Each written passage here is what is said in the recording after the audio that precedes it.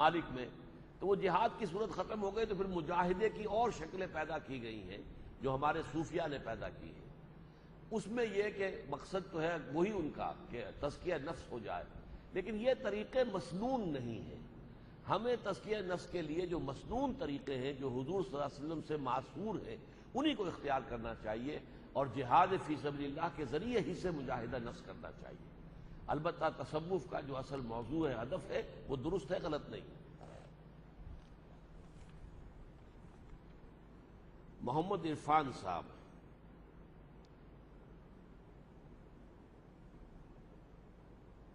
کیا بدعت بھی شرک کی ایک قسم ہے؟ اور آج کل جو بدعت حسنہ کی کس طرح استعمال کی جا رہی ہے اس کی وضاحت کریں۔ بدعت اور شرک میں فرق ہے۔ بدعت تو اسے کہتے ہیں کہ کوئی ایسی شے جو حصول ثواب کے لیے عبادت سمجھ کر سر انجام دی جائے لیکن اس کا کوئی ثبوت حضور سے اور صحابہ سے نہ ہو، وہ بدعت ہے۔ لیکن اگر حضور سے اور صحابہ سے ثابت ہے تو وہ سنت ہے، لیکن ہونی چاہیے وہ عبادات کے اندر حصول ثواب کے لیے۔ اب ایک شکل یہ ہے کہ حضور اونٹ پر سواری کرتے تھے اور تو کوئی شے تھی نہیں، نہ ہوائی جہاز، نہ ٹرین، نہ کار، تو اب اس کو کہ گاڑی کو یا ٹرین کو یا ہوائی جہاز کو بدعت کہہ دیا جائے، یہ غلط ہے۔ یہ تو سائنٹیفک ٹیکنالوجیکل ترقی ہے جو ہو رہی ہے، لیکن جو چیزیں کہ عبادات کے ضمن میں حصول ثواب کے لیے کی جائیں ان میں کسی شے کا اضافہ نہ ہو، وہی ہو جو کہ ما انا علیہ واصحابی، جس پر کہ حضور کا اور آپ کے صحابہ کا طرز عمل تھا۔ اگر کوئی اور رسم ہم ایجاد کر لیں گے، مثلا اب یہ تیجا ہے، سوئم ہو رہا ہے، قرآن خوانی ہو رہی ہے تیسرے روز جمع ہو کر، اس کا کوئی ثبوت نہیں، نہ صحابہ کی زندگیوں میں نہ حضور کا اپنا عمل ہے، یہ در حقیقت بدعت شمار ہوگی۔ آپ جو ہے 10واں منا رہے ہیں، 7واں منا رہے ہیں، کوئی ثبوت نہیں۔ تو یہ چیزیں وہ ہیں کہ جو بدعات کی شکل میں آ گئی ہیں، اور اس لیے کہ ظاہر بات ہے کہ اس میں حصول ثواب بھی ہے اور ایصال ثواب بھی پیش نظر ہے۔ تو حصول ثواب اور ایصال ثواب کے لیے کام وہی کیے جانے چاہیے جن کا ثبوت حضور اور صحابہ کے طرز عمل میں مل جائے۔ بدعت حسنہ کا لفظ جو ہے وہ صرف حضرت عمر نے استعمال کر لیا تھا کہ تراویح کا یہ نظام جو ہے کہ سب مسلمان مل کر ایک امام کے پیچھے جماعت کی شکل میں 20 رکعت نماز پڑھیں، یہ حضور کے زمانے میں نہیں تھا۔ حضرت عمر نے اس کو جاری فرمایا تو اسے بدعت کہ حالانکہ بدعت اس لیے نہیں ہے کہ حضرت عمر تو خود صحابی ہیں، خلیفہ ہیں، حضور نے تو فرمایا علیکم بسنتی و سنت الخلفاء الراشدین المہدیین، اور میں نے بھی ابھی تک جو تعریف کی ہے وہ یہ ہے کہ جس کا ثبوت صحابہ سے اور حضور سے نہ ملے، تو یہ ثبوت تو حضرت عمر سے مل رہا ہے، لہذا یہ اس دائرے سے خارج ہو جائے گا۔ لیکن ٹیکنیکلی حضور نے اس کے لیے بدعت کا لفظ استعمال کر دیا صرف اس لیے کہ یہ حضور کے زمانے میں نہیں تھا۔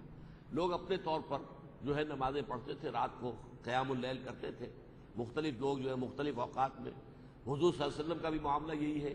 آپ عام طور پر جو ہے صرف 8 رکعتیں تہجد کی جو ہے وہی ادا کرتے تھے، رمضان میں بھی، رمضان میں زیادہ طویل کر دیتے تھے۔ لیکن یہ ہے کہ بعد میں حضرت عمر نے یہ نظام قائم کیا، اور یہ اب ایک خلیفہ راشد کا قائم کیا ہوا نظام ہے، یہ بدعت نہیں ہے بلکہ سنت خلیفہ راشد ہے۔ علیکم بسنتی و سنت الخلفاء الراشدین المہدیین، حضور کے اپنے فرمان مبارک کے مطابق۔ البتہ حسنہ کا لفظ آپ نے خود کہہ دیا اس لیے کہ اس کے اندر جو ہے اچھائی ہے، اگرچہ یہ حضور کے زمانے میں نہیں تھی۔ محمد آصف صاحب، جب وسائل کی اہمیت نہ ہونے کے برابر ہے تو پھر اقامت دین کے لیے انتظار کیوں کیا جا رہا ہے کہ جب تک اتنے آدمی مہیا نہیں ہوتے کوئی اقدام نہیں کیا جائے گا؟ دیکھیے، میں نے یہ نہیں کہا کہ کوئی اہمیت نہیں ہے، فیصلہ کن اہمیت وسائل کی نہیں ہے، یہ تو نہیں کہہ سکتے آپ کہ کوئی اہمیت نہیں ہے۔ آپ اگر ہل نہیں چلائیں گے، گندم نہیں بوئیں گے تو کہاں سے گندم ہو جائے گی؟ لیکن یہ نہ سمجھیے کہ یہ سارا آپ ہی کے اوپر دار و مدار ہے، بلکہ اللہ تعالیٰ کا اذن، اللہ کی مرضی۔ کوئی فعل، میں نے یہ گھڑی اٹھائی، میں نہیں اٹھا سکتا تھا اگر اللہ نہ چاہتا، تو اس کو اٹھانے کا ارادہ میرا ہے، اس ارادے کی تکمیل اللہ کی طرف سے، یہ دونوں چیزیں ہر وقت پیش نظر رہنی چاہیے۔ لہذا اسباب و وسائل سے مستغنی ہونا نہیں ہے، اسباب و وسائل کو استعمال کرو، بھرپور طریقے پر استعمال کرو، لیکن تمہارا توکل اسباب پر نہ ہو، بھروسہ اسباب پر نہ ہو۔ یہی وجہ ہے کہ غزوہ حنین میں جبکہ 12,000 صحابہ حضور کے ساتھ تھے، 12,000 کا لشکر، لیکن بھگدڑ مچ گئی، اور جبکہ حوازن کے تیر اندازوں کی طرف سے بوچھاڑ آئی ہے تیروں کی، تو عام لوگ بھاگ گئے۔ کہتے ہیں شبلی نے تو 30-40 کی تعداد لکھی ہے، سید سلیمان صاحب نے تصحیح کی اپنے استاد کی کہ نہیں 300-400 رہ گئے تھے۔ 12,000 میں سے صرف 300-400 کا رہ جانا، گویا 11,500 کا میدان سے بھاگ جانا کتنی بڑی بھگدڑ ہے۔ قرآن نے یہی کہا ہے وَيَوْمَ حُنَيْنٍ إِذْ أَعْجَبَتْكُمْ كَثْرَتُكُمْ، یاد کرو اس حنین کو، دن کو، حنین کے دن کو کہ تمہیں اپنی کثرت پر گھمنڈ ہو گیا تھا۔ تو تعداد میں 313 تھے، تم نے شکست دی اللہ کے اذن سے۔ 12,000 تھے، 11,000 بھاگ گئے، حالانکہ بعد میں دوڑ کے واپس آ گئے۔ حضور نے جب صدا لگائی اور رجز پڑھا انا النبی لا کذب انا ابن عبد المطلب، اور الیہ عباد اللہ، الیہ یا اصحاب الشجرہ، الیہ یا اصحاب البدر، آؤ لوٹو کہاں جا رہے ہو، اے وہ لوگوں جنہوں نے مجھ سے بیعت کی تھی درخت کے نیچے، تو پھر لوگ لوٹ آئے۔ لیکن یہ کہ بھروسہ نہیں ہونا چاہیے نہ تعداد پر، البتہ جب آپ پلان کریں گے کوئی کام کرنا، اس میں وسائل اور اسباب کو پیش نظر رکھنا لازم ہے اور مسنون ہے۔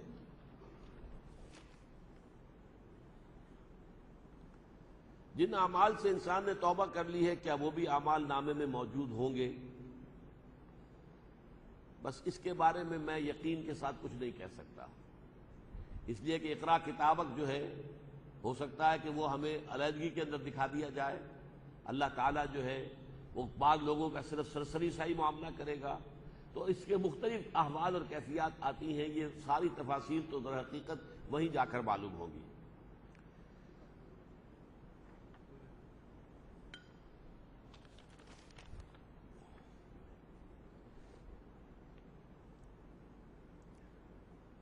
قاری احمد علی صاحب، آپ نے درس میں فرمایا قیامت میں حساب اسی زمین پر ہوگا، میں نے قرآن میں یہ آیت پڑھی ہے کہ یوم تبدل الارض غیر الارض، صحیح ہے؟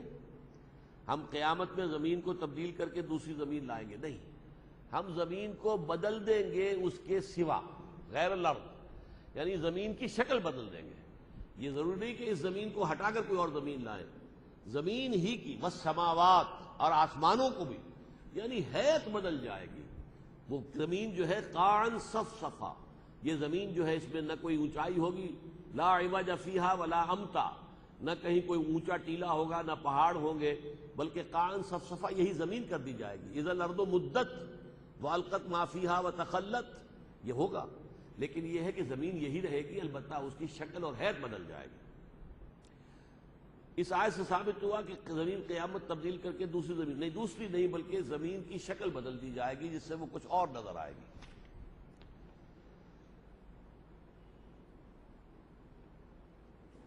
رضوان احمد صاحب، آپ نے فرمایا کہ ارواح کی پیدائش کے وقت سب سے پہلے روح محمد پیدا کی گئی، اس کا کوئی حوالہ تو بہت مشہور حوالہ ہے، اگرچہ محدثین اس حدیث کی سند کو قبول نہیں کرتے، لیکن اکثر لوگوں نے، مفسرین نے بھی اس حدیث کو قبول کیا ہے اور کوٹ کیا ہے۔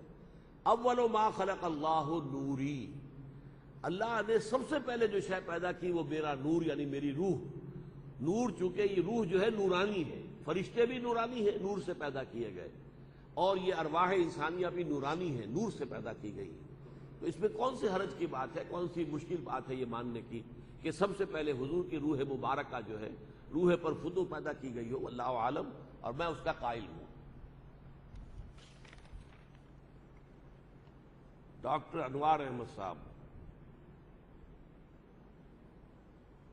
کمانے کی جائز صورت اس موجودہ دور میں جہاں سود عام ہے کیا ہوگی؟ دیکھیے سود عام ہے، لیکن اس کی مقدار اور کمیت یا گاڑھا پن جو ہے سب جگہ ایک جیسا نہیں ہے۔ مثلا ایک ہے بینک، بینک تو در حقیقت قائم ہی سود پر ہے، کم شرح سود پر ڈپازٹ لی جائے اور زیادہ شرح سود پر ایڈوانس کیا جائے، قرضہ دیا جائے، تو درمیان میں بچت اس کی ہے، یہی اس کی پروپوزیشن ہے۔ یہ دوسری بات ہے کہ وہ انویسٹمنٹ بھی کرتا ہے، کاروبار بھی کرتا ہے، لیکن وہ اضافی چیزیں۔ بیسک جو فنکشن ہے بینک کا وہ یہ ہے کہ کم شرح سود کے اوپر لوگوں کے پیسے بچت جو ہے جمع کرے، اور یہ جو کیپٹل بن جائے پھر کاروباری لوگوں کو، کارخانے داروں کو اس میں سے قرض دے، وہ زیادہ شرح پر ہوگا، لہذا وہ بیچ میں جو فرق ہے وہ اس کی کمائی ہے۔ اب یہ تو ہو گیا ایک ایسا ادارہ جو ہمہ تن ہمہ وجود سرتا پیر سود ہی سود۔ ایک یہ ہے کہ آپ کسی ایک فیکٹری میں کام کر رہے ہیں، اس فیکٹری میں فرض کیجئے کہ آپ سپننگ ماسٹر ہیں، یا فرض کیجئے مزدور کی حیثیت سے کھڑے ہیں کسی مشین پر، لیکن اس فیکٹری کے اندر روپیہ سود پر لے کر بھی لگایا گیا ہے۔ یہاں جو ہے آپ کا معاملہ کیا ہوگا؟ یہ بہت ثانوی درجے کی بات ہو گئی۔ یہ در حقیقت یہ فیکٹری جو ہے یہ کپڑا بنانے کی فیکٹری ہے، اس کا اصل پروپوزیشن جو ہے وہ کپڑا بنانا ہے، وہ سود کے اوپر اصل پروپوزیشن نہیں ہے، لیکن سیکنڈریلی اس کے اندر سود انوالو ہو گیا، اس حوالے سے وہ اس سے کم تر گاڑھی شکل ہو گئی۔ لہذا بینک کی اگر ملازمت چھوڑی جائے اور ایسی کوئی ملازمت کر لی جائے، اس سے بھی آگے آ جائیں، کوئی ایسا مل جائے معاملہ چاہے جہاں پر کہ سودی رقم بھی کوئی انویسٹنگ نہ ہو، کسی کاروبار میں اسی میں آپ شریک ہو جائیں یا اسی میں ملازمت کریں، اور اچھا ہو جائے گا۔ لیکن آپ کتنا ہی پیچھے ہٹ جائیں، کچھ نہ کچھ غبار سود کا آپ کے اندر ضرور جائے گا۔ یہ حضور کی حدیث ہے کہ لوگوں پر ایک زمانہ ایسا آ جائے گا کہ چاہے وہ براہ راست سود کا معاملہ نہ کرے، لیکن سود کا غبار یا سود کا دخان، سود کی بھاپ یا دھواں اور سود کا غبار جو ہے گردہ، وہ ان کے اندر لازم بن جائے گا۔ وہ میری اور آپ کی یہ حالت ہے کہ ہم گندم کا ایک دانہ بھی کھاتے ہیں تو اس میں بھی سود ہے، اس لیے کہ جو بھی پیداوار ہوتی ہے اس میں فرٹیلائزرز آتے ہیں تو وہ سودی قرضوں پر ہے، کئی ٹریکٹر لیا گیا تو سودی قرضے پر ہے، اور جو بھی ہے معاملہ سارے سودی ہیں، بیج لیے گئے تو سودی قرضے پہ لیے گئے ہیں، تو سود جو ہے وہ گندم کے ہر دانے میں پیوست ہے۔ لیکن اس سود سے نہ میں بچ سکتا ہوں نہ آپ بچ سکتے ہیں۔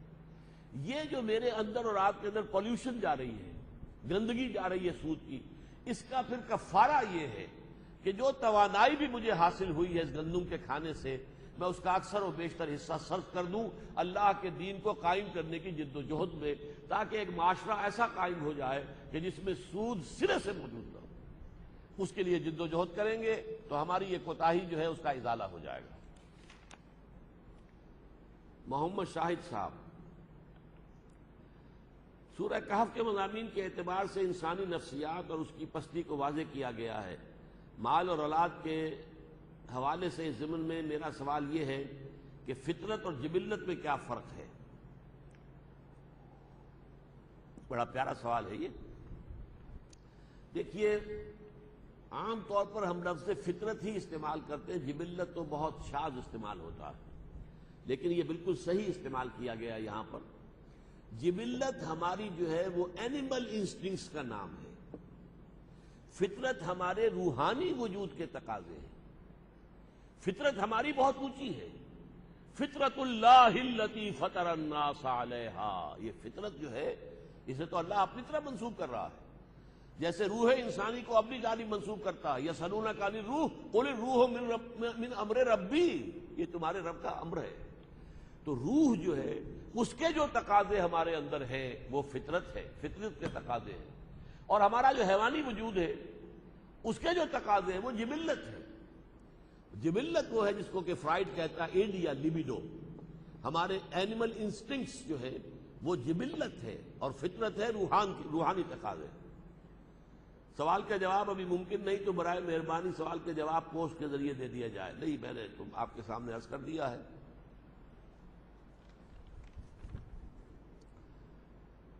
ڈاکٹر شہاب حیدر،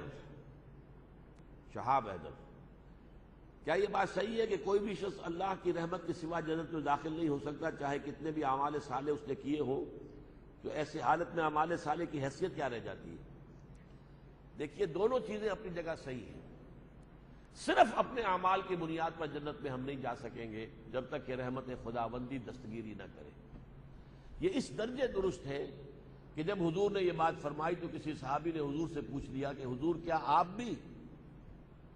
تو آپ نے فرمایا ہاں میں بھی، الا ان یتغمدنی ربی برحمتہ، جب تک میرا رب اپنی رحمت سے مجھے ڈھانپ نہیں لے گا میں بھی جنت میں داخل نہیں ہو سکوں گا۔ تو یہ اپنی جگہ حقیقت ہے، اس کا یہ مطلب نہیں اعمال صالحہ کی کوئی حیثیت ہی نہیں۔ رحمت خداوندی انہی پر ہوتی ہے کہ جنہوں نے اپنی ساری محنت اور جد و جہد صرف کر دی ہو اللہ کے لیے، ورنہ ہر ایک کے لیے تو رحمت خداوندی نہیں ہے۔ You have to earn it, even this mercy, divine mercy of اللہ سبحانہ و تعالی ہیز ٹو بی ارنڈ۔ لیکن آپ جتنی محنت کریں گے کہیں نہ کوئی خامی، کوئی کمی رہ جائے گی، کوئی کوتاہی رہ جائے گی. ان کوتاہیوں کو کنڈون کرے گی رحمت خداوندی، ڈیوائن مرسی، تب آپ جنت میں داخل ہوں. محمد سلیمان مرزا قرآنی